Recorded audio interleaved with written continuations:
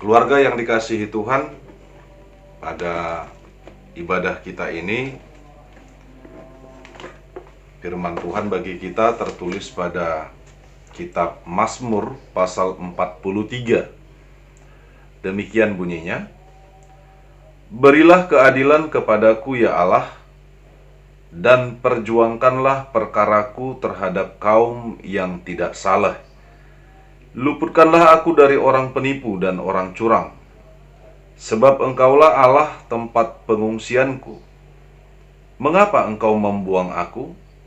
Mengapa aku harus hidup berkabung di bawah impitan musuh?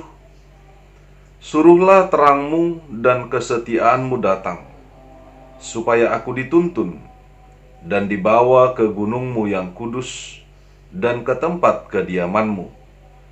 Maka aku akan dapat pergi ke mezbah Allah, menghadap Allah yang adalah sukacitaku dan kegembiraanku, dan bersyukur kepadamu dengan kecapi, ya Allah, ya Allahku. Mengapa engkau tertekan, hai jiwaku? Dan mengapa engkau gelisah di dalam diriku? Berharaplah kepada Allah, sebab aku bersyukur lagi kepadanya, penolongku dan Allahku." Demikian bunyi natsnya. Keluarga yang dikasihi oleh Tuhan, semua manusia pernah mengalami, rata-rata manusia pernah mengalami ketidakadilan. Bisa saja pengalaman ketidakadilan itu ketika dia menghadapi berbagai macam persoalan dalam kehidupannya. Atau ada juga orang yang merasa dia tidak adil ketika dia merasakan dia pada kondisi yang lemah, tetapi tidak memperoleh kekuatan. Pada saat kita membutuhkan imun tubuh, tetapi imun tubuh kita tidak kuat. Pada saat kita bekerja sudah keras, bekerja sudah sungguh-sungguh, bekerja sudah dari hati kita, bahkan kita berusaha semaksimal mungkin, terkadang hasilnya juga membohongi daripada usaha itu. Oleh karenanya banyak orang juga yang merasa bahwa ketidakadilan itu ada di dalam kehidupannya.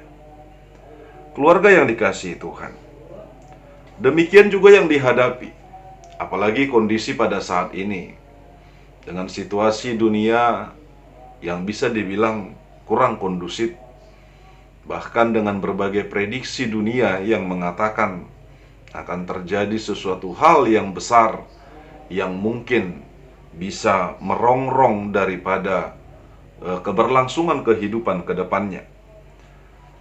Tapi pada saat kita menghadapi semua itu, pada saat kita merasakan ketidakbaikan, pada saat kita merasakan ketidakadilan, atau merasakan ketika kita lemah, apa yang harus kita perbuat? Apa yang harus kita lakukan dalam kehidupan kita? Sebagaimana yang dialami satu bangsa yang dipilih Allah menjadi bangsanya, yaitu bangsa Israel sendiri. Mereka berteriak minta tolong ketika mereka berada pada penghukuman. Mereka berada pada pendidikan Allah. Tuhan mendidik mereka sampai ketika Mazmur tadi kita baca, sebagaimana bacaan firman yang sudah kita baca pada Mazmur 42 tadi. Mereka merindukan mereka akan boleh pulang ke kampungnya atau ke Yerusalem. Mereka merindukan masuk ke dalam bait suci Tuhan. Sama halnya pada saat kita juga menghadapi pandemi 2019, yang pada saat ini juga efeknya masih sangat terasa. Bahkan belum boleh dikatakan itu menjadi endemi, tetapi masih pandemi. Mudah-mudahan akhir dari pandemi itu adalah fase-fase sekarang, atau masa-masa ini adalah masa-masa transisi dari pandemi menjadi endemi, seperti apa yang kita harapkan. Dan begitu besarnya kerinduan itu. Dan itu terasa juga di berbagai gereja yang dulunya mungkin persentase yang datang ke gereja hanya sekian persen. Tetapi karena kerinduan selama pandemi, pada saat dibuka gereja dan boleh tatap muka, gereja banyak yang jadi penuh. Gereja bahkan terkadang tidak muat dan harus dibagi lagi jam masuknya dari gereja itu. Karena kebesaran dari kerinduan itu sendiri. Situasi sekarang boleh dikatakan masih situasi yang sangat sulit. Kondisi sekarang belum bisa dikatakan sebagai kondisi yang kondusif. Tetapi apa yang harus dilakukan oleh orang-orang percaya? Kita katakan sebagaimana ketidakadilan yang dirasakan oleh satu bangsa yang mereka dibuang. Mereka mengalami ketidakadilan bukan dari Allah, tetapi mereka mengalami ketidakadilan dari dunia ini sendiri. Diharapkan bagi kita dan bagi seluruh umat Tuhan itu untuk bersabar. Kata Ibraninya bersabar itu ialah yaskal. Artinya lebih bersabar. Sabar untuk menanti. Sabar di dalam hal ini bukanlah kata pasif, tetapi kata yang aktif.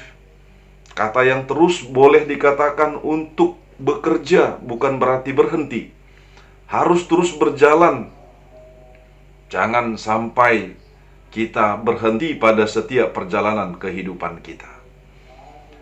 Keluarga yang dikasihi Tuhan, lalu bagaimana relevansinya dalam kehidupan kita pada saat ini?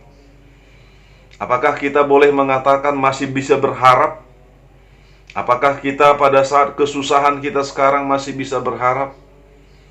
Ketika sakit penyakit ada dalam tubuh kita, lalu kita mengatakan, aku masih bisa berharap.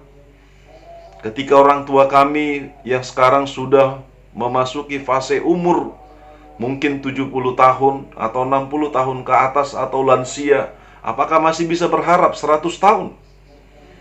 Pengharapan itu terus menerus.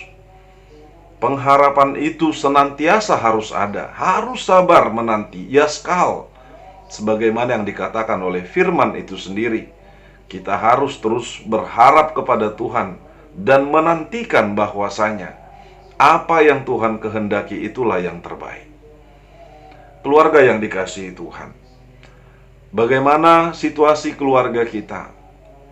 Ada persoalan yang dihadapi mungkin dari beberapa keluarga kita, selain daripada masalah penyakit. Tetapi apapun yang dihadapi oleh kita pada saat ini, biarlah itu menjadi satu fase kehidupan kita. Satu masa yang menunjukkan bahwa adanya dinamika yang harus kita hadapi dan kita jalani dalam hidup ini. Yesus sendiri, sebagaimana pada saat ibadah Jumat Agung kita mengingat akan kematiannya. Yesus sendiri sebagai manusia bukan tidak mengalami persoalan. Bahkan banyak hal yang dia hadapi.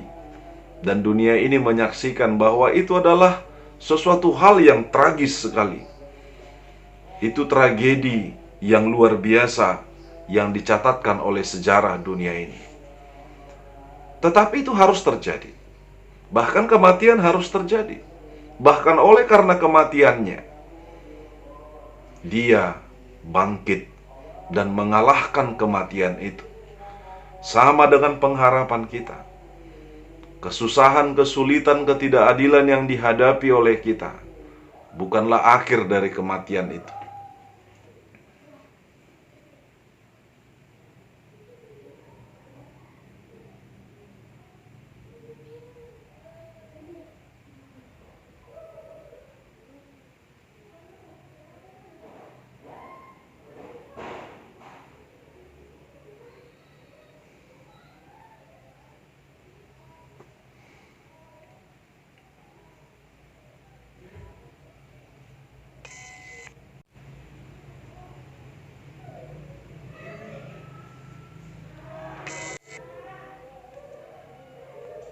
Sepertinya mati lampu kayaknya ya. Ya, maaf, gangguannya bukan dari unsur kesengajaan kami, tapi karena ada mungkin pemutusan PLN sebentar. Kita lanjutkan. Keluarga yang dikasihi Tuhan, untuk itu bagaimana kita hidup di dalam pengharapan itu? Sebagai umat percaya yang hidup di dalam pengharapan itu, kita harus masuk kepada pengendalian Allah. Hidup bersabar di dalam iman, hidup setia dan bertahan dalam penderitaan. Karena ketidakadilan, sebab kita akan memperoleh kemenangan. Jangan mengatakan kekalahan adalah akhir dari segalanya, kesusahan akhir dari segalanya, tidak.